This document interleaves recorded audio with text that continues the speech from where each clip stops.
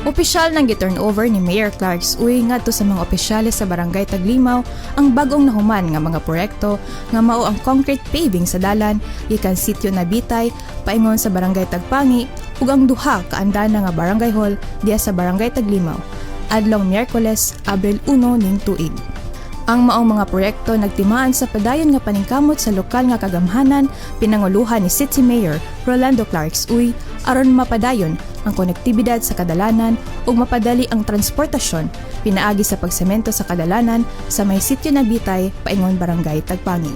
Gihapon sa nato ang atong City Engineer Joey Momonga na ipadayon hangtod moabot sa Barangay Tagpangi ang pagsimento sa kadalanan sa atong giaplihan nga kadalanan kay gusto ko na mahatagan o kahigayunan kasayon kadali ang katawan sa mga kabukiran nga moabot sa ilang mapalungan o maayo ang ilang pagbiyahe o paglakad.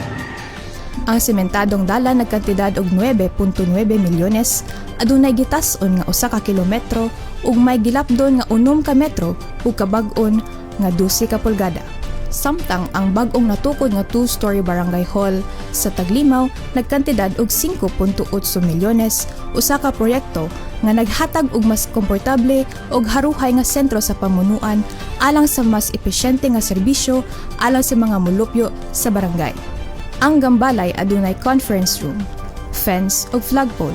Kompleto usab kini sa electrical system, 8 ka air conditioning units, 11 ka CCTVs, 9 ka units sa fire extinguishers, fire alarm system nga naglangkob sa 8 smoke or heat detectors, 2 ka break glass manual call point ug uban pa. Sa pahayag ni Mayor Uy, dako iyang pagpasalamat ug kalipay sa laing higayon sa paghatod sa serbisyo ngadto sa katawhan. Iyang gisaysay nga kini nagpakita sa padayon nga katungdanan sa lokal nga pangagamhanan sa paghatag og tinud-anay ug kasaligan nga serbisyo alang sa tanan. So kanilang mga katawan din sa Barangay Taglimaw, tinawag malipayon kayo mo sa pagdawat sa ituro sa mga cover-core, barangay hall, dalan, nga unta inyo pong giila nga ang tingnan ko ninyo ang gihata na kahigayon.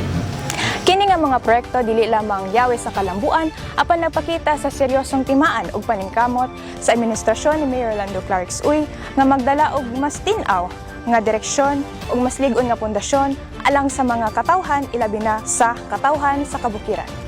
Kauban sa kamera, June Cañete, kini si Lawrence Macale alang sa City Hall News Update.